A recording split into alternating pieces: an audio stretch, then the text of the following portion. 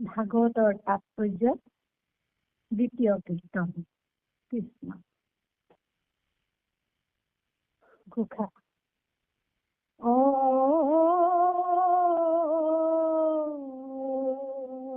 মাধৱ বান্ধৱ উদ্ধাৰা বাপ কতনো সহিব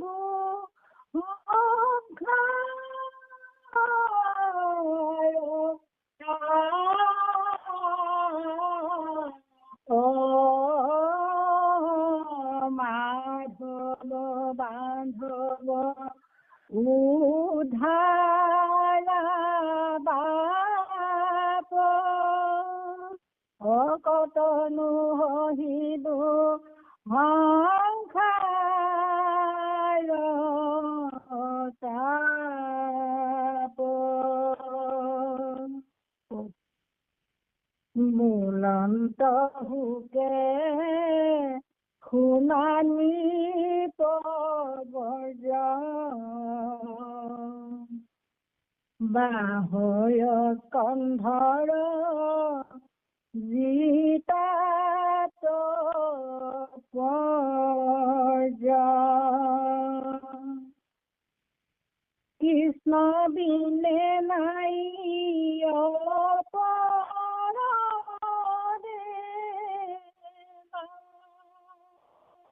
অজানিয়া কৃষ্ণৰ কৰিও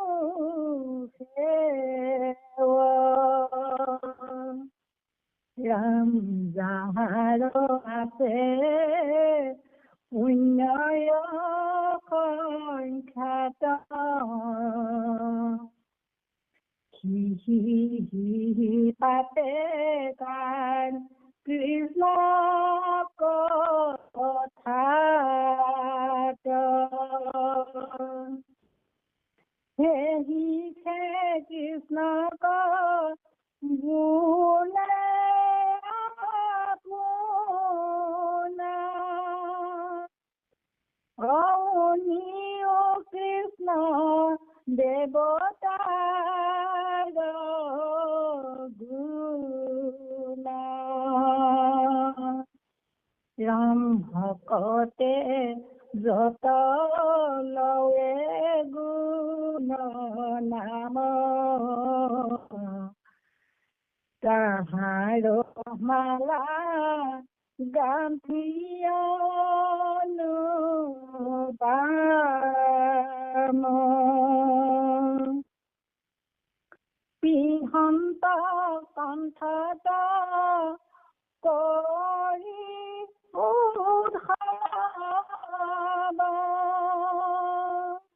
অহেনকে ভকত বন্ধু মাধৱ ৰাম যিজনে যাই হৰি নাম সেবি পাছত ফুৰে যত দেৱ দেৱী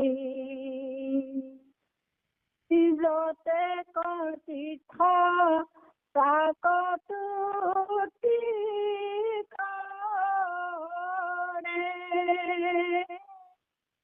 তাৰ বায়ু পাপ সমস্ত হৰে ৰাম যিটো জনে ফুৰে নাম সুমৰি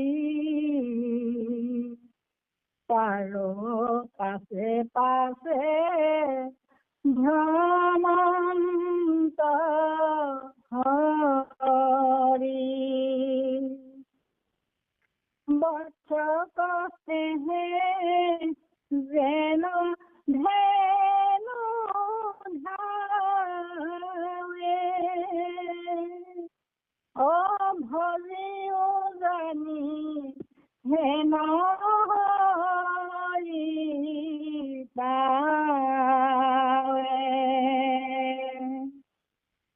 ৰাণে কজনে যদি নাময়ো চৰে কোনে মানে পাপ সবাৰো হৰে হেনো হে আশ্চৰ্য দেৱ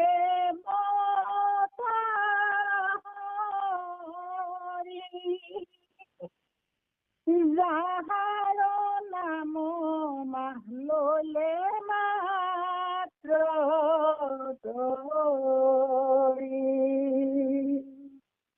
ৰাম অনিচ্ছাটো যিটো বিষ্ণু কহে তাহাৰো সমস্ত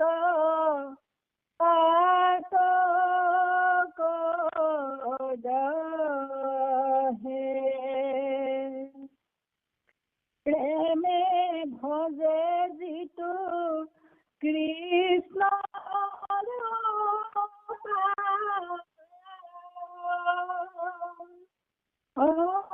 কহিব তাহাৰ কত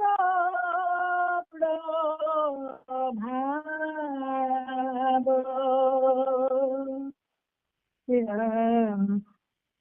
সংসাৰ গৰ্তে পৰি আছে লোক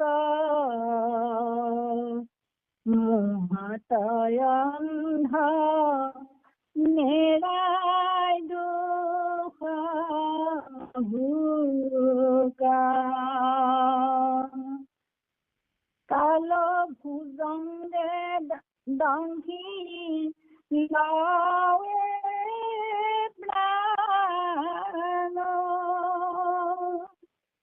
ও কৃষ্ণ বিনে কোনে কৰিবে প্ৰাণ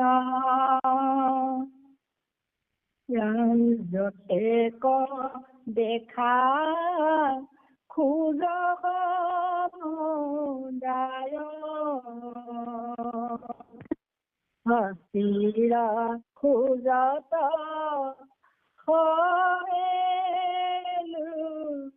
লুকায়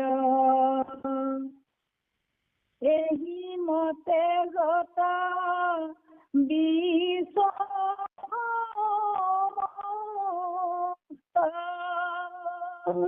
ও কৃষ্ণতে জানা হবে যাই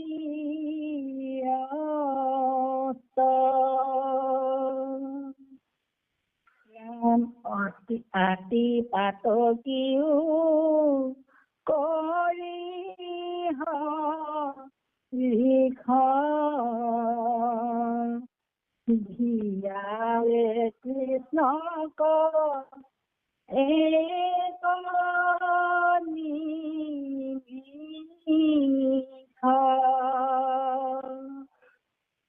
ভৈল পুণ্যকালী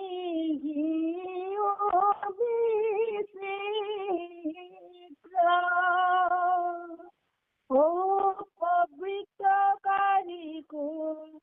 কৰে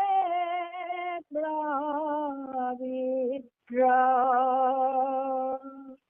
ৰাম সম্পদকু জানা নহি সম্পদ জানা পদকু নহিয়া পদ পৰম সম্পদ হৰি ভকতি ও আপদ জানা কৰিবি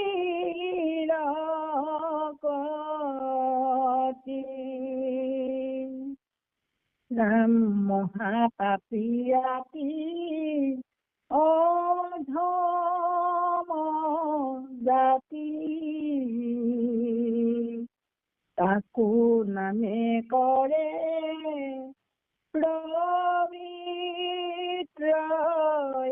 পবিত্ৰয়াতি হেন হে নাম ধৰ্মহীননি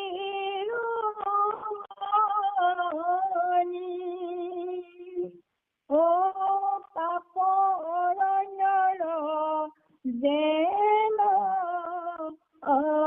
অগণি ৰাম কলিত পৰম উপায় নাম একেদাৰে সিজেৰে শ্ৰীতয় কাম উপজে পুণ্য পাপ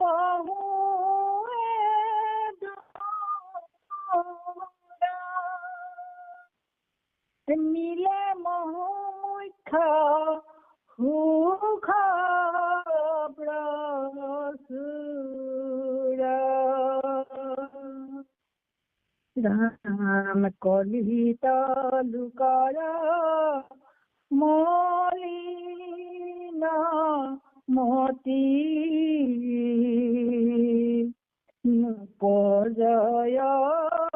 নুপজয় আন পুণ্য সম্প্ৰতি নামেঘে পৰম ধৰ্ম কলিতা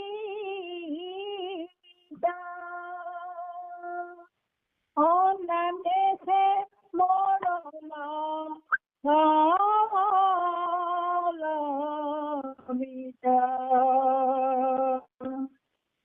হেন জানিতে যায় বিষয় ধান্দা হৰিৰ নামক গলত বান্ধা কত পুণ্যে পাই মনুষ্যত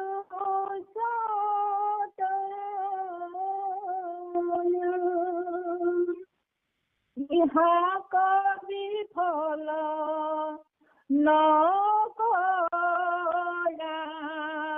পুণ্য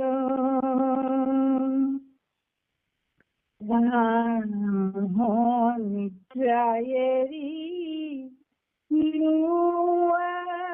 আছে কৃষ্ণৰ সেৱাত কৰা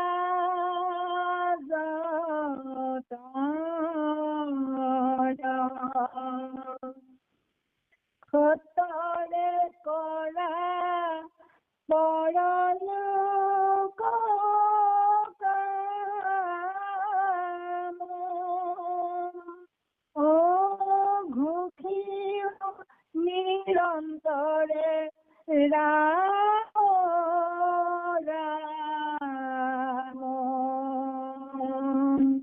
কৃষ্ণ কৃষ্ণ মাধৱ দেউতা কৃষ্ণ কৃষ্ণ মাধৱ মাধৱ জয় গুৰু শংকৰ সৰ্বগুণাকৰ যাকৰি নাহি কেও পাম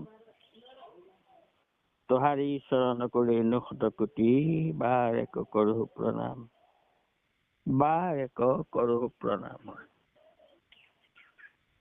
আমাৰ জন্মৰ সেৱাৰ থলি নামামৃত সন্ধানী সত্ৰত সমবেত হৈ আজি মহাপুৰুষ কৃপালু গুৰুজনৰ অমূল্য অৱদান কীৰ্তন পুথিৰ ভাগৱতৰ তাৎপৰ্যৰ দ্বিতীয় অধ্যায়টি পাঠ কৰি সকলোকে আনন্দ দিয়া আমাৰ পাঠাচাৰ্য আই, আমাৰ সমল ব্যক্তি পৰম শ্ৰদ্ধাভাজন ডেকা বাপ,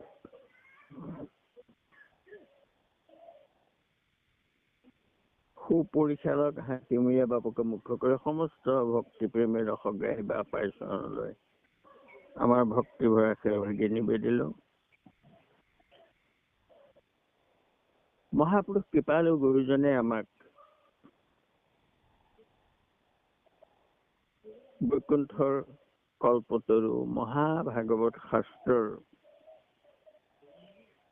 তাৎপৰ্য অৰ্থাৎ আমি বুজিবলগীয়া একেবাৰে খাটাং কথাখিনি 2টি অধ্যায় কৰি 12 স্কন্ধৰ তাৎপৰ্য একেলগে আমাক জনাইছে।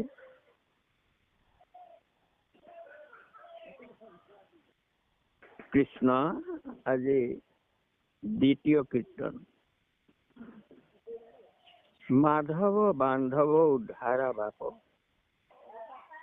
কতনো সহিব সংসাৰ তাপ।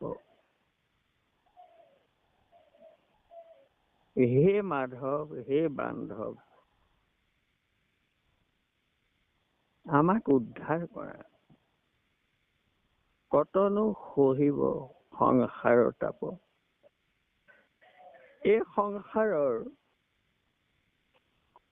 মায়াত আবদ্ধ হৈ আত্মাই অবস্তুকে বস্তু বুলি ধৰি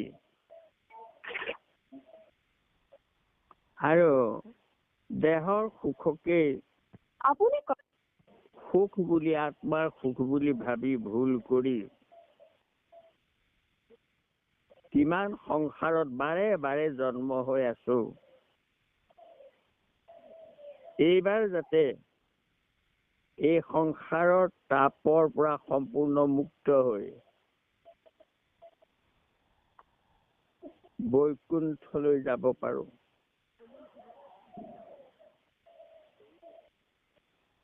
প্ৰভু, সংসাৰৰ তাপৰ পৰা আমাক 3 তাপে হৈ সন্তাপিত, সদায় 3 তাপত জৰ্জৰিত হওঁ। এই তাপ সহিব নোৱাৰা হৈছো, গতিকে এইবাৰ উদ্ধাৰ কৰা প্ৰভু। বলন্ত সুখে শুনা নিপবৰ্য, 12 স্কন্ধৰ যি তাৎপৰ্য। কৃষ্ণ বিনে নাই অপৰ দেৱ, জানিয়া কৃষ্ণক কৰিও সেৱ। কোনে কৈছে? সুখদেৱে কৈছে। আৰু সেই সুখদেৱৰ কথাখিনি আমাক কোনে কৈছে? মহাপুৰুষ শংকৰদেৱে কৈছে। যিজনে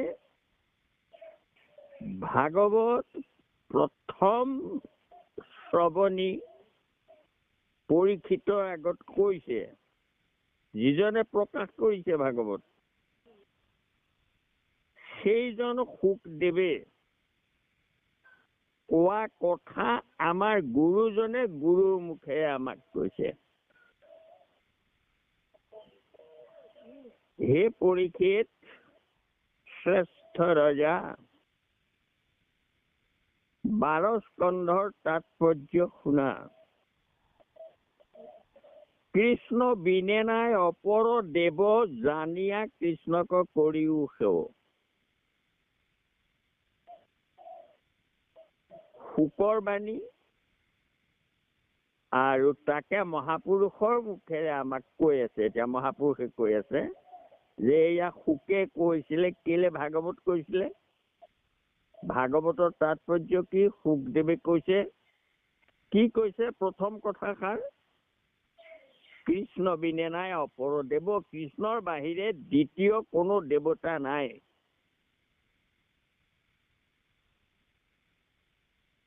জানিয়া কৃষ্ণক কৰিও সেৱ। শংকৰদেৱে কৈছে, ভাগৱত বক্তা শুকদেৱে কোৱা কথা, কৃষ্ণ বিনে কোনো দেৱতা নাই, জানিয়া কৃষ্ণক কৰিও সেৱ।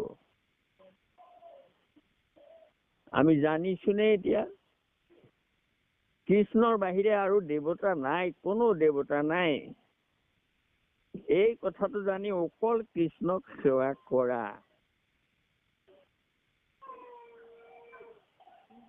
তাৰপিছত আমাক কলে আমি নিজকে পৰীক্ষা কৰিব লাগে। যাহাৰ আচৈ পুণ্য অসংখ্যাত, শিশি পাতৈ কাণ কৃষ্ণ কথাটো। সেহিকে কৃষ্ণ কবলৈ আপোন, শুনিও কৃষ্ণ দেৱতাৰ গুণ।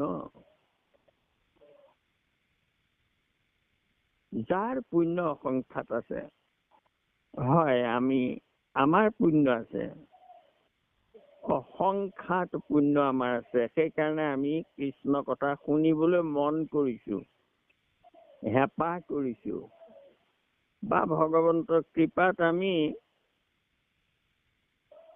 আমাৰ ওপৰত কৃপা হৈছে কাৰণে আমি কৃষ্ণ কথা শুনাৰ সুবিধা পাইছো, পতাৰ সুবিধা পাইছো। আমাৰ বহুত পুণ্য আছে, এইটো খাটাং কথা। আৰু আমি এতিয়া নিজে আমি সঁচাকৈ বাৰু শ্ৰদ্ধাৰে ভক্তিৰে যেতিয়া আমি শুনো, হাতে পাতে সাজু হৈ শুনিব লাগে। আমি এতিয়া নিজকে নিজে পৰীক্ষা কৰিব লাগে যে আমি হাতে পাতে সাজু হৈ শুনিছোনে। শুনি ভাগৱত কীৰ্তন পঢ়ি থাকোতে অন্য কথা পাতিছো নেকি, অন্য কথালে মন দিছো নেকি, নে মিউট কৰি লৈ অন্য কথালে কাণ দি আছো, আৰু কেতিয়া সামৰিব সেই কথাটোলে মন কৰি ৰৈ আছো নেকি কোনোবা। যদি আছো তেতিয়াহ'লে আমাৰ দোষ হৈছে।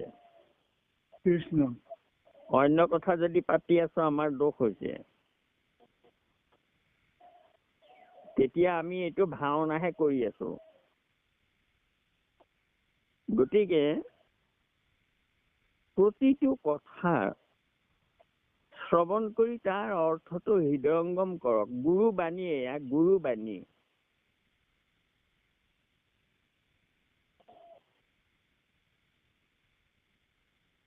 যাহাৰ আচৈ পুণ্য অসংখ্যাত, শিশি পাতৈ কাণ কৃষ্ণ কথাটো। সেহিকে কৃষ্ণ কবলৈ আপোন, শুনিও কৃষ্ণ দেৱতাৰ গুণ। সেইজনকহে যিজনে কৃষ্ণ কথাত কাণ দিয়ে, তেওঁহে কৃষ্ণক আপোন বুলি ভাবে। শুনাচোন কৃষ্ণ দেৱতাৰ গুণ, ভকতে যত লয় গুণ নাম, তাহাৰ মালা গান্থি অনুপাম। পিন্ধন্ত কণ্ঠত কৰি উৎসৱ। আমাৰ নিভা দুৱৰাই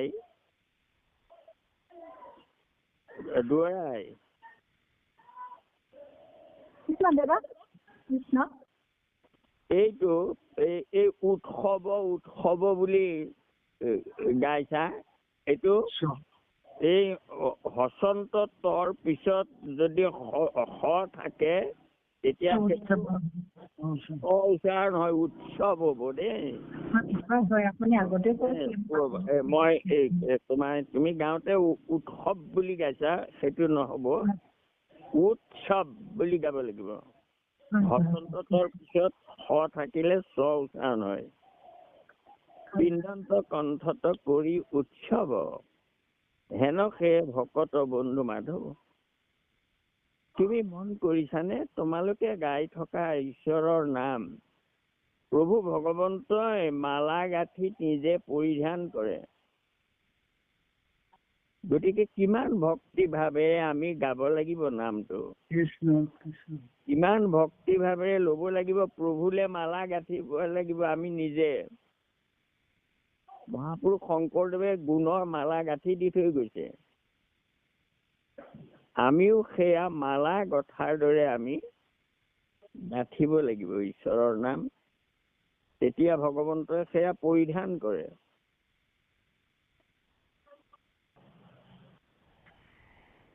হেনকে ভকত বন্ধু বান্ধৱ যিজনে যায় হৰি নামক সেৱী, পাছত ফুৰৈ যত দেৱ দেৱী। ভকতৰ বন্ধু তেওঁ, ভকতে গোৱা নামবোৰ, তেওঁ মালা গাঁঠি পিন্ধে কিমান কি কৰোণাময়। আমি গোৱা নামবোৰ তেওঁ মালা কৰি লয়। আৰু যিজনে হৰি নাম সেৱা কৰি নাম লৈ গৈ থাকে, অৰ্থাৎ নাম উচ্চাৰণ কৰি গৈ থাকে, পাছত ফুৰৈ যত দেৱ দেৱী। কিমান ডাঙৰ ভকত। আমি যদি সপ্ৰেম ভাৱে নাম লৈ আছো, আমাৰ পিছত দেৱতাবোৰ ঢপলি আছে। যতেক তীৰ্থ তাক তুতি কৰৈ, তাৰ বায়ু পাপ সমস্ত হৰৈ। তেওঁ যেনি যায় তাৰ বায়ু পবিত্ৰ হৈ যায়। ভকতৰ কিমান মহিমা।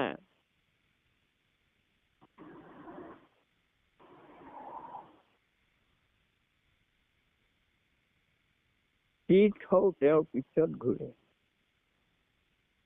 যিটো জনে ফুৰৈ নাম সুমৰি, তাৰ পাছে পাছে ভ্ৰমন্ত হৰি।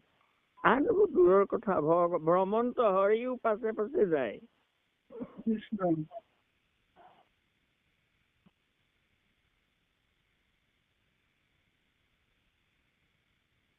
বৎসক স্নেহে যেন ধেনু ধাই, ভজিও জানি হেন হৰি পায়। কিমান মৰমেৰে গুৰুৱে কৈছে আমাক, সুখদেৱে কৈছে কিমান মৰমেৰে পৰীক্ষিতক।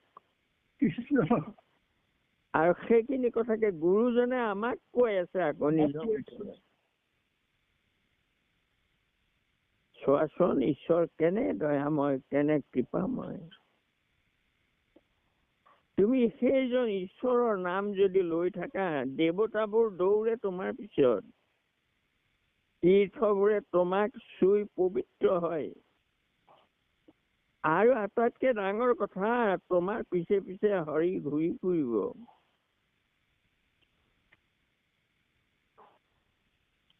আৰু তোমাৰ গাৰ বতাহে জেগাটো পবিত্ৰ কৰি যাব, যেনি যাবা।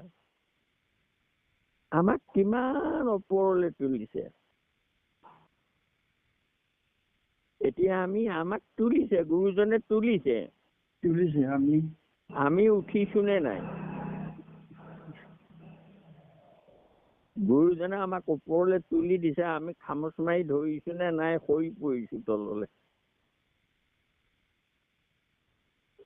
এইটো আমি নিজক নিজে সুধিব লাগে।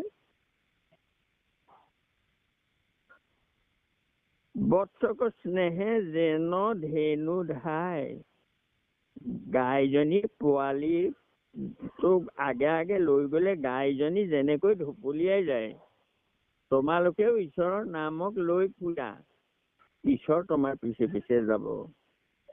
একজনে যদি নামৰ উচ্চৰে, শুনে মানে পাপ সবাৰ হৰে। এই কথাষাৰকে মই কওঁ। নাম আমি নিজে গুণগুণাই থাকিলে, নাম সুমৰিলে মোৰ গতি হব, কথাই নাই, মই গতি পাম। কিন্তু ইমান স্বাৰ্থপৰ হব নালাগে। অকল তোমাৰ নিজৰ গতিৰ কাৰণে চিন্তা কৰিব নালাগে, আৰু 10 জনে গতি পাওক। সেইকাৰণে নামটো গাই লব লাগে, গাব লাগে।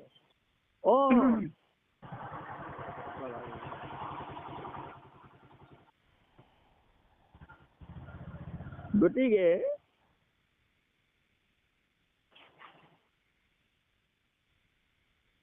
শুনে মানে পাপ সবাৰো হৰে। নিজে লোৱা নাম নিজৰ পাপটো মোচন হবই। যিসকলে শুনিছে, চৰাই চিৰিকটি পৰ্যন্ত সকলোৰে পাপ হৰণ হয়। মই শাস্ত্ৰ ব্যাখ্যা কৰি থাকোতে শালিকা কেইটা আহি পেলাই ওচৰত শুনি থাকেহি। কৃষ্ণ গোটেই কৃষ্ণ মাধৱ হেন মাধৱ। আশ্চৰ্য দেৱতা হৰি যাহাৰ নাম লইলে মাত্ৰে তৰি নাম ললেই তৰে ইমান আশ্চৰ্য প্ৰভুৰ মহিমা অনিচ্ছাটো যিটো বিষ্ণুক কহে তাহাৰ সমস্ত পাতক দহে প্ৰেমে ভজৰি যিটো কৃষ্ণৰ পাও কহিব তাহাৰ কত প্ৰভাৱ অনিচ্ছাটো নাম লৈ দিছে যেনেকৈ জুয়ে পুৰিব বুলি বুজি নাপায় চুই দিছে নিচিনি বিষ পুতি এটা খাই দিলে মৰি যাব মানুহ তেনেকৈ অনিচ্ছা ইচ্ছা নাই কিন্তু ঈশ্বৰৰ কথা কৈছে তথাপিতো তেওঁৰ পাতক নাশ হব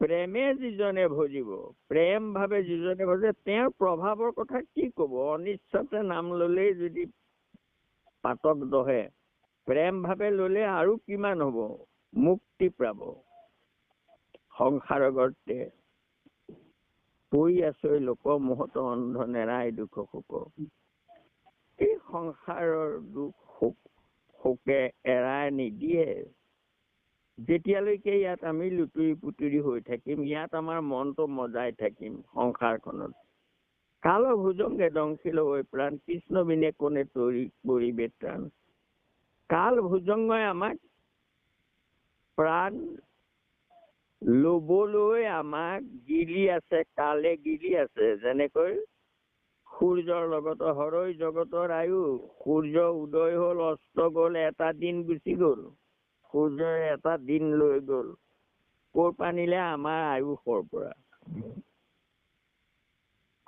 গতিকে কৃষ্ণ বিনে আমাক কোনে ত্ৰাণ কৰিব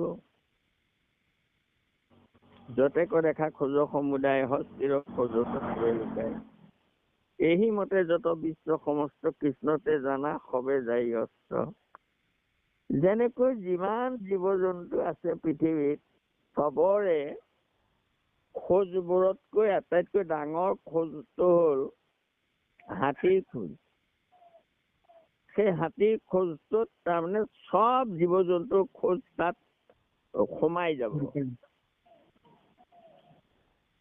গতিকে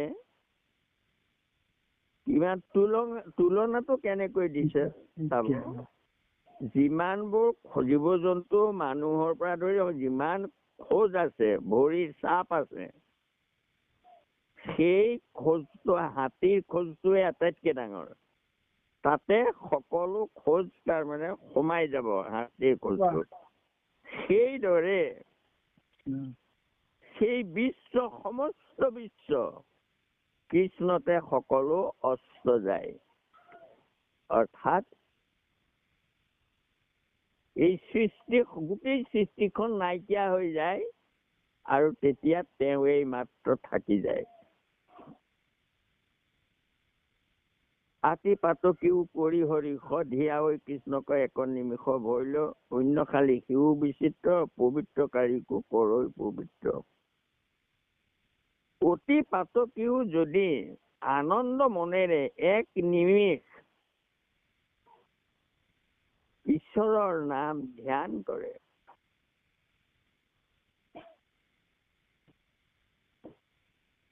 অতি পাতকিও এক নিমিষ ধ্যান কৰিলে তেওঁ পুণ্যশালী হৈ পৰে পবিত্ৰকাৰীকো কৰৈ পবিত্ৰ এই উদাহৰণটো দিছে পবিত্ৰকাৰীকো কৰৈ পবিত্ৰ মানে পবিত্ৰকাৰী কোন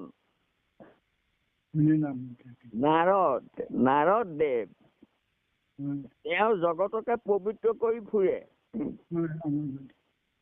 নাম লৈ লৈ ত্ৰিজগত পবিত্ৰ কৰে কিন্তু তেওঁ গৈ চাণ্ডালিনীক কি কলে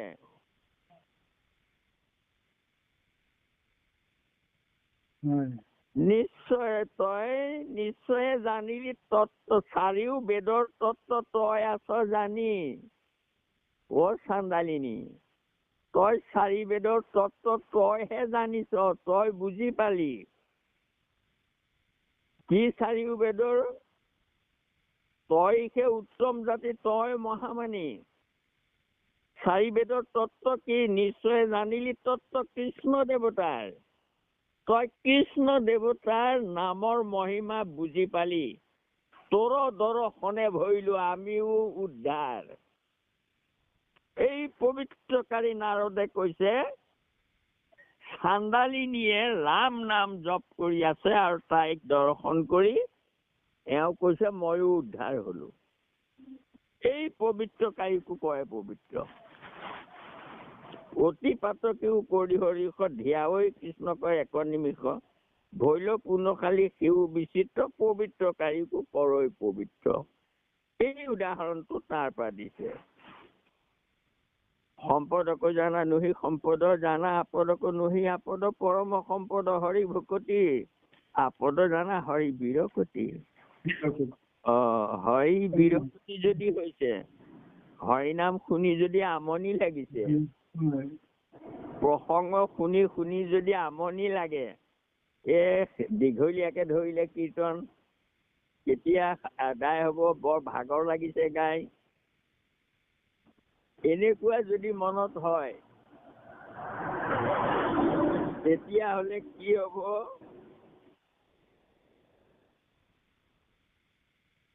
পৰম সম্পদ হৰি ভকতি, আপদ জানা হৰি বিৰকতি। যদি বিৰকতি লাগে নাম শুনি, আমনি লাগে, তেতিয়াহলে সেইটো আপদ। আপদ হৈছে আমাৰ। মহাপাপী জাতি অধম জাতি, তাকো নামে কৰে পবিত্ৰ হাতী। হেনকে নাম ধৰ্ম শিৰোমণি, পাপ অৰণ্যৰ যেন অগণি। পাপ অৰণ্যৰ অগণি।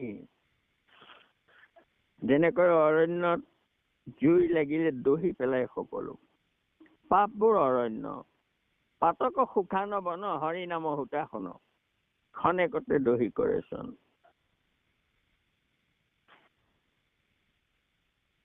মহাপাপী অধম জাতি, তাকো নামে কৰি পবিত্ৰ হাতী। হেনকে নাম ধৰ্ম শিৰোমণি, পাপ অৰণ্যৰ যেন অগণি।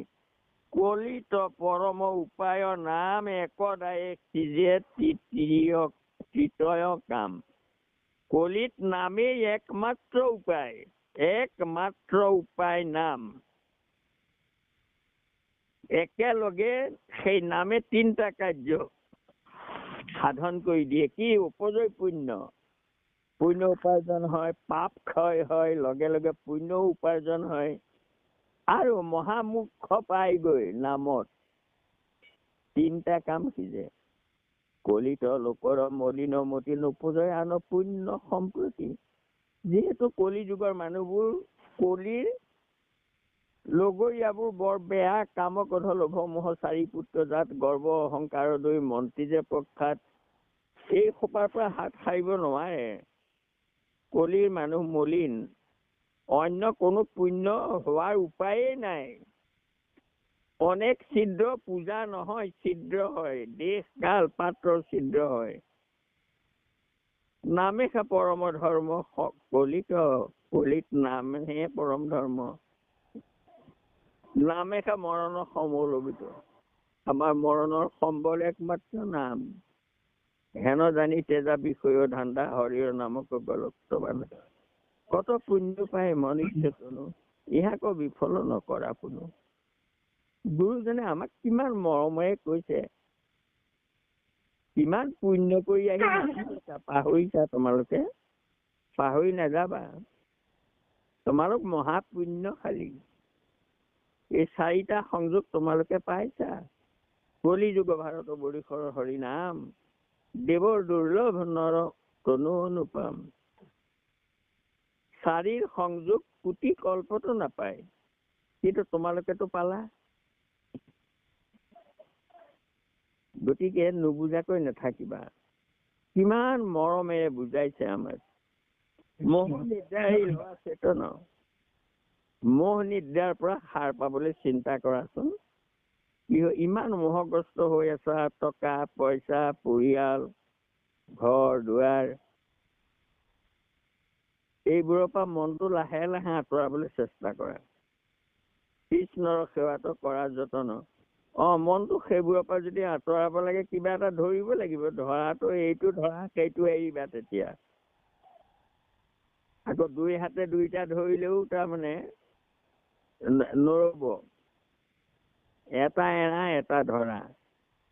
কি মোহ নিদ্ৰাটো এৰা, ধৰিম কি কৃষ্ণৰ সেৱা। সত্তৰে কৰা পৰলোক কামৰ বাট নাচাবা। এতিয়াৰ পৰাই কৰা, এই মুহূৰ্তেই কৰা। ঘোষিও নিৰন্তৰে ৰাম ৰাম। কৃষ্ণ মহাপুৰুষ কৃপালু গুৰুজনে ইমান সুন্দৰকৈ আমাক এই তাৎপৰ্য দুই অধ্যায়তে গোটেই তাৎপৰ্যখিনি আমাক বুজাই দিলে। আমি মাত্ৰ বুজিব লাগে, বুজিলেই হ'ল। এতিয়া ভাগৱতে বুজাই আছে, গুৰুজনে বুজাই আছে, মাধৱ পুৰুষে বুজাই আছে। কিয় আমি অবুজন হৈ থাকিব লাগে? গুৰুৱেতো বুজাই আছে। আমি অহংকাৰী হৈছো নেকি? বুজাই থক, বুজুৱাই আমি নুবুজিলেই হ'ল। যদি এনেকুৱা ভাৱ হৈছে আৰু সৰহ সংখ্যক শতকৰা 90 জনেই সেই ভাগতে আছে। বুজাই থক, আমি নুবুজো। গতিকে আমাৰ বাপসকলে আমি শুনিছো হয়, পঢ়িছো হয়, কিন্তু বুজিছো নে নাই, এইটো ডাঙৰ কথা। বুজিবলৈ চেষ্টা কৰক। আমি কৰি আছো। আমি বহুত বুজিছো। আৰু গুৰুৰ কৃপা হৈছে আমাৰ। ঈশ্বৰৰ কৃপা নিশ্চয় হৈছে, নহলে আমি এই সুবিধাকণ আমি নাপালোহেঁতেন। বহুত মানুহ আছে যি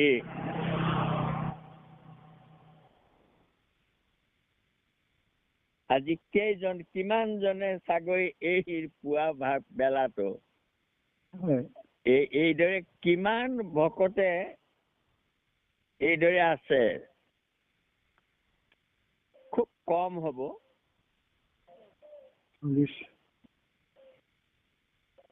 ধৰক মই কেলে কৈছো এই কথাটো,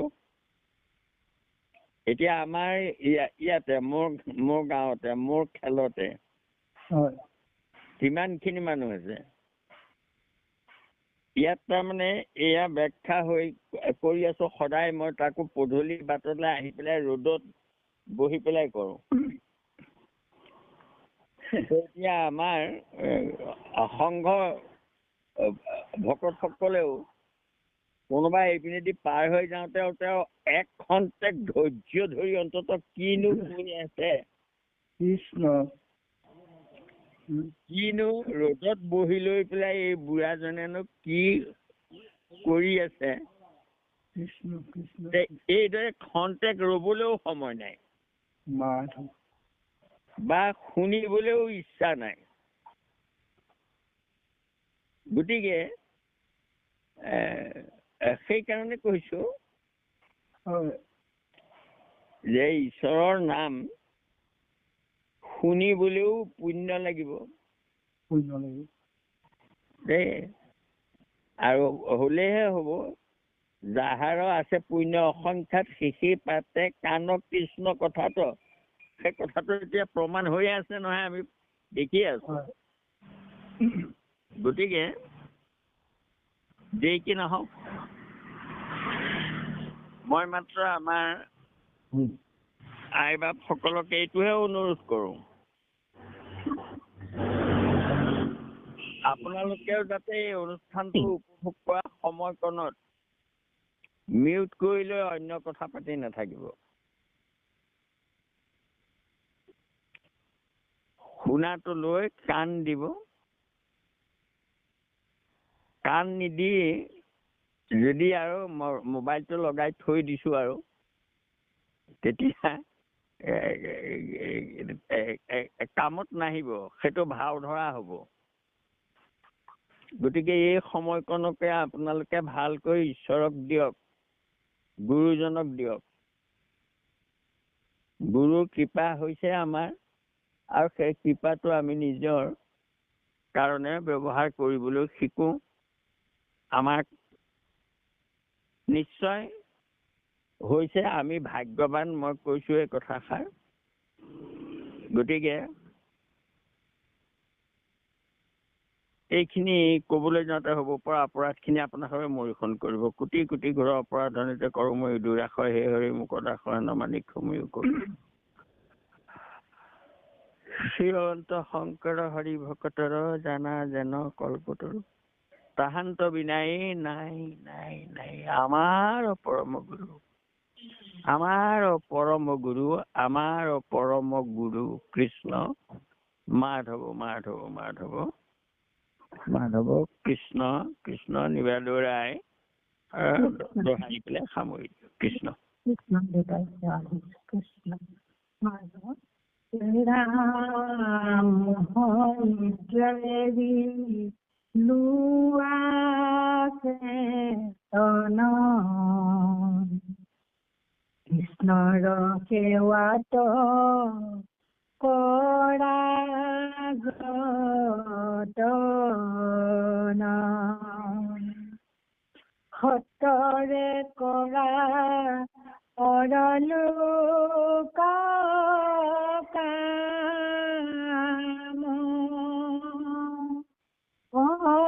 ঘুকিও নিৰন্তৰে ৰাম ৰাম